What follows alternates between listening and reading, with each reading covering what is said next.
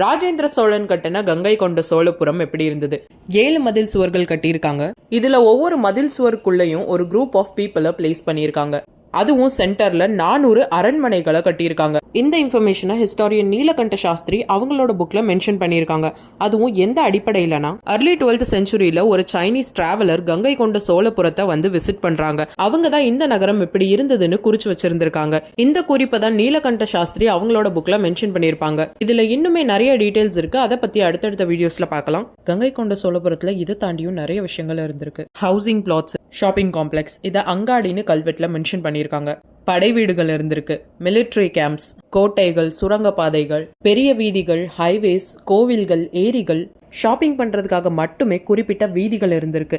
இந்த வீதிகள், கடைகள் எல்லாத்துக்குமே பேர் சூட்டி இருக்காங்க. இதெல்லாம் பத்தி இன்னும் டீட்டெயிலா தெரிஞ்சுக்கணும்னா சேனலை சப்ஸ்கிரைப் பண்ணிட்டு அடுத்த வீடியோக்காக வெயிட் பண்ணுங்க.